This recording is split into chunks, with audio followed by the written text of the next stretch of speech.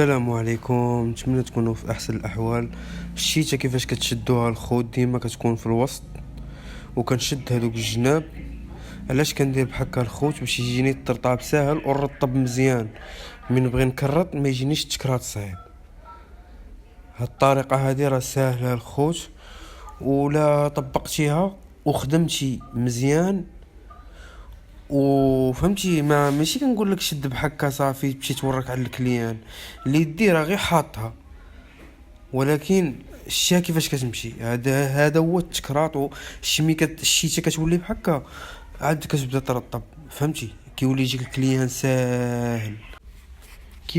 الكليان ساهل، وعقل على الشده اللي وريتك في اول الفيديو، حيت هذيك الشده من اهم الحوايج في الحلاقه. راه خاصك ضروري الا بغيتي تكرط الوجه ويجيك التكرات ساهل، ومن تخدم بالزيزوار ما تبقاش تسمع هذاك، تحس براسك باقي ما مرطبش حتى الكليان خدام وما مرطبش، وكتبدا توعد الكليان صافي ما كيبغيش يبقى يكرط عندك. هاد الطريقه هذه ديما كنورك على الشيته، وكنخدم كنخدم الخوت الموسطاج. ركزوا الخوت على الشده كيف ما قلت لكم، وشفت كيفاش كنرطب. راه الترطاب راه ساهل الخوت، راه ماشي شي حاجه صعيبه. راه ملي كتحطها الوسط الشيته، راه التكرات كيولي يجيك ساهل، والترطاب ملي كترطب ملي كتكرط عاد كتحس بالتكريطه كيفاش غاده، كتحس بالتكريطه غاده مزيان كيف ما قلت لكم الخوت. واللي بغيتكم تنتبهوا معايا الخوت هو اليسر، كلشي حدا ليا اللي يدي اليسر، الدور اللي قايمه به. واش فهمتوني شنو بغيت نوصل لكم؟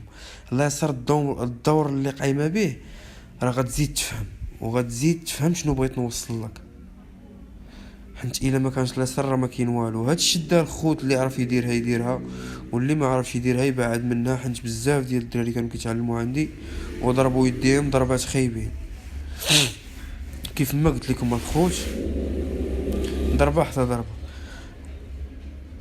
وشوف اللي يد اليسار الخوت هي اللي كتسهل عليا الخدمه. ونوصيكم واحد النقطه اخرى، ما كنخدمش بالزربه في التكرار، ديما كنخدم بشويه ويدي غير خفيفه، ما كنوركش، حيت تقدر توقف الموس وتورك وتجرح الناس. ديما يدي خفيفه. امتى غتخدم بيدك خفيفه؟ حتى غترطب مزيان. الا ما رطبتيش مزيان ما عمرك، ديما غتورك على الموس، وديما غتبقى تراعد، وديما غتبقى تخاف. هاد طريقه ساهله كنوريكم الخوت، وكنتمنى هاد النقاط اللي قلت لكم تفهموهم وتطبقوهم، حيت التطبيق هو كلشي. ضروري اللي ما عندوش ماتريال يشري ماتريال، واللي عنده الماتريال ما يحبش. ديما خاصك تبدا خدام، ديما خاصك تبقى خدام من يدك ما توقفش، حيت الممارسه كتعلم الاتقان الخوت.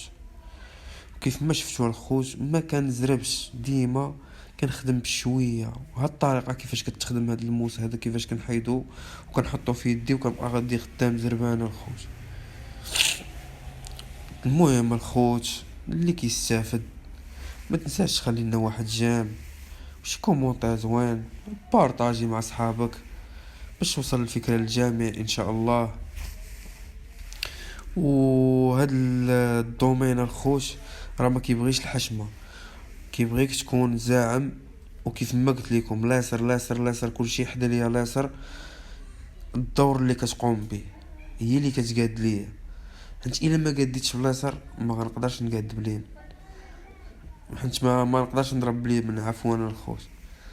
المهم الدراري الشرح راه على قد الحال، هذاك الشيء اللي قاد عليه راه كنوصلوا لكم الخوت. هذا هو اللي كاين، كيف ما شفتوا ما كنزربش.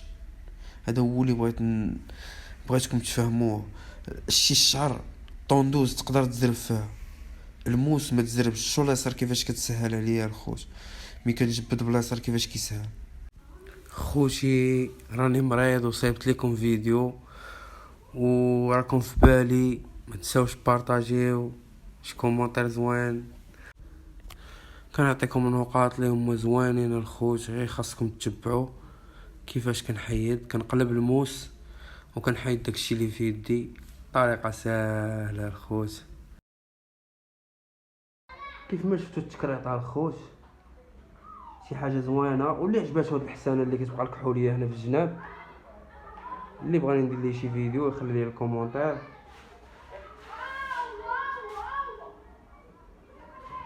المهم الخوت متنساوش تخليو لي واحد جيم والبارطاج الخوت باش يوصل الفكره للجميع ان شاء الله.